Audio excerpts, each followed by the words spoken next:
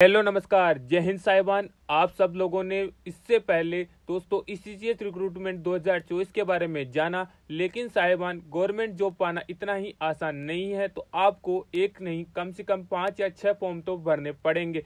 इसलिए आज एक और तैयार हो जाए एक और बढ़िया वैकेंसी के लिए दोस्तों। तो हम चलते हैं वैकेंसी के ऊपर। हमारी वैकेंसी कहाँ आई है दोस्तों?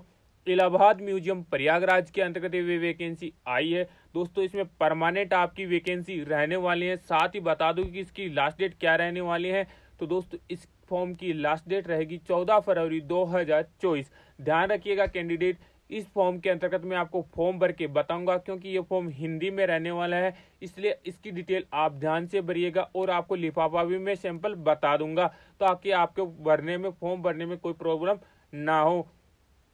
इससे पहले कैंडिडेट में क्लियर कर देता हूं कि ये फॉर्म दोस्तों ऑल ओवर इंडिया कैंडिडेट सबके लिए रहने वाला है। ये जरूर नहीं कि ये किसी भी कैंडिडेट के लिए नहीं है।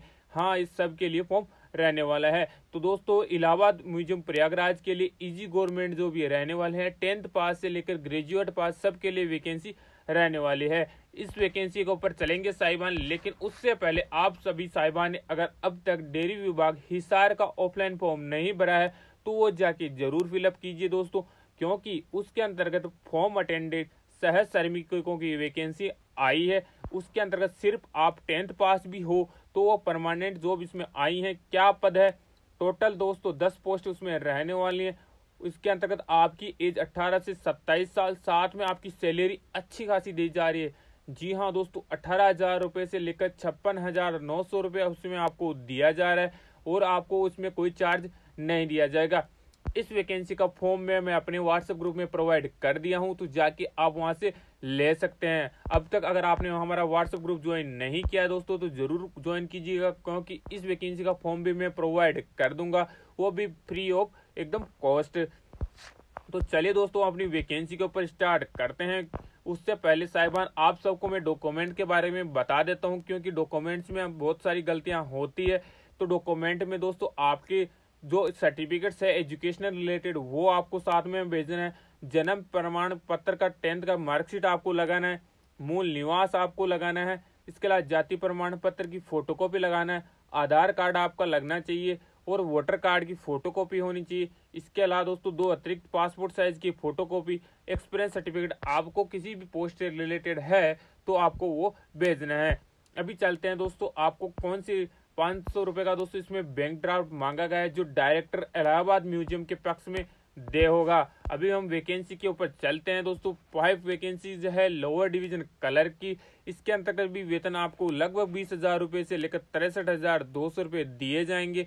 आपके पास क्या योग्यता होनी चाहिए? तो दोस्तों 12th पास होना चाहिए और कंप्यूटर में और हिंदी में आपकी टाइपिंग 30 से 35 की मांगी गई है। नेक्स्ट है दोस्तों कारपेंटर के लिए। कारपेंटर के लिए आपके पास 10वीं पास होना चाहिए। आप इसके साथ आपको कारपेंटर का ज्ञान होना चाहिए, यानी संबंधित ट्रेड में प्रमाण पत्र आपको जरूरी मांगा गया है। उसके बाद में इलेक्ट्रीशियन की भी एक वैकेंसी उसमें आई है दोस्तों। उसमें भी आपको 10th पास हो, संबंधित ट्रेड में ज्ञान होना जरूरी है।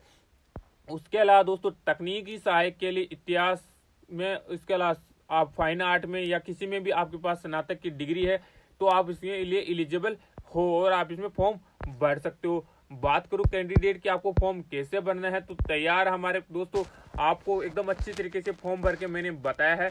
जो भी साहिबान फॉर्म भरना चाहते हैं उसको एक बार देख लेगा तो कोई गलती नहीं करेगा। आपको जो प्रोफॉर्मा मिलने वाला है उसके पर आपको लिखा हुआ मिलेगा कौन सी पोस्ट के लिए आप अप्लाइड कर रहे हो। तो पोस्ट अप्लाइड में लिखना है दोस्तों, आप जिस भी पोस्ट का अप्लाइड करना चाहते हो, जैसे कारपेंटर है, कलर का है, कोई सी भी पोस्ट का यहाँ आप नाम लिख सकते हो जिस पोस्ट के लिए आप अप्लाई करना चाहते हो।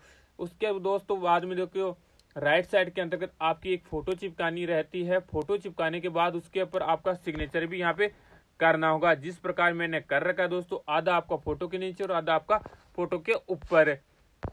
उसके बाद में साहिबान आपको दोस्तों आपका नाम लिखना है कैपिटल लेटर के अंतर्गत। आपका दोस्तों मेल या फीमेल की जानकारी दे देनी है। उसके बाद में नंबर 3 में पिता या पति का नाम इसमें लिखना होता है। उसके बाद में दोस्तों इस फॉर्म में माता का नाम भी पूछा गया है तो वो भी आप पक्का मेंशन कीजिएगा दोस्तों। इसके अलावा स्थायी पता पिन कोड से आपको डालना है दोस्तों, जो भी आपका एड्रेस रहने वाला है एकदम पिन कोड के सहित भरना है। उसके बाद में आपको जो वर्तमान पता है वो भी आप, मेरा तो दोस्तों सेम है, village Aaspura post Kuchaman pin code जो सेम है, तो मैंने सेम लिख दिया दोनों में। आपका अलग अलग है तो अलग अलग भर दीजिए, अदरवाइज सेम कर देना है। नेक्स्ट में आपकी मोबाइल नंबर और ईमेल आईडी आपको पक्का मेंशन करनी है। उसके अलावा जन्म तिथि, जो भी आपकी उम्र है 14 फरवरी 2024 को कितनी हो जाएगी वो काउंट करके इसमें लिखना है। इसके अलावा आपकी जो अन्य सूचित जनजाति के हो, कौन सा आपके पास कास्ट सर्टिफिकेट है वो सर्टिफिकेट नंबर लिखना होता है। उसके बाद में 10th नंबर कॉलम में आपकी एजुकेशन क्वालिफिकेशन लिखनी है, 10th पास हो 12th पास हो कौन से आपके पास क्या है। 11 नंबर कॉलम में आपके पास यदि ITI पास हो तो यहाँ यस कर देना है और ITI लिख देना है। नागरिकता में आपको इंडियन कर देना है। विवाहित या अविवाहित जो भी आप हो इसमें लिख देना है। उसके बाद में दोस्तों आप पर कोई केस इन्वॉल्व में हो तो उसका जानकारी यहाँ पे भर देना है, अदरवाइज नो कर देना है। उसके बाद में आपकी जो डॉक्यूमेंट आप भेज रहे हो उसका भी यहाँ पे लिखना है कि कौन कौन से डॉक्यूमेंट किस प्रकार से आप भेज रहे हो। उसके बाद में बैंक ड्राफ्ट की जो स्लिप है दोस्तों आपको बैंक से मिलने वाली है, उसका भी यहाँ पे आपको विवरण देना पड़ेगा। उसके बाद में दोस्तों वो आपको डॉक्यूमेंट के साथ संलग्न करके भी भेजनी है। इसके अलावा नेक्स्ट में दोस्तों आपको कोई अदर एक्सपीरियंस हो वो लिखना है। उसके बाद में लास्ट फाइनल में जो आपका स्थान है जहां से आप भेज रहे हो वो स्थान प्लस आपका दिनांक लिख देना है और राइट साइड के अंदर सिग्नेचर और डेट पक्का डालना है, इसमें डेट मांगी गई है दोस्तों। उसके बाद आती है बात लिफाफे की। तो लिफाफा दोस्तों इजी तरीके से हम जिस प्रकार मैंने बना रखा है फॉर्मेट आप भी बना लीजिए। 2 लिफाफे तैयार करके दोनों पे यही एड्रेस लिखना है दोस्तों। पहले वाले एड्रेस पे 2 लगा के आपको लिखना है application for the post of, जिस भी पोस्ट के लिए आप अप्लाई करना चाहते हो उस पोस्ट का यहाँ पे नाम लिख के आगे आपकी कैटेगरी लिख देने। उसके नीचे आपको 2 लगा के पूरा एड्रेस जो मैंने लिखा है यहाँ पे आपको लिख देना है। उसके नीचे दोस्तों फॉर्म लगाया जहाँ पे मैंने, वहां पे आपको फॉर्म लिखा खुद का एड्रेस लिखना है। ध्यान रखिए साहिबान की जो छोटा वाला लिफाफा है उस पे भी आपको खुद का एड्रेस लिखना होता है 2 लगा के।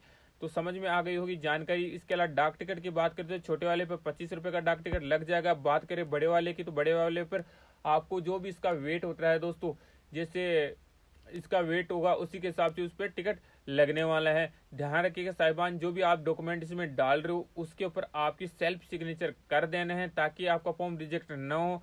यही छोटी छोटी गलतियां हैं जो आप फॉर्म में नहीं करोगे तो आपका फॉर्म जरूर कोई लेटर आएगा। तो कैसा लगा हमारा वीडियो बताइएगा जरूर। नई नई वैकेंसीज के लिए चैनल को लाइक और सब्सक्राइब जरूर कीजिए ताकि आपको जितने भी वैकेंसी आएगी उसके बारे में अपडेट दे दिया जाएगा। फिलहाल इतना ही।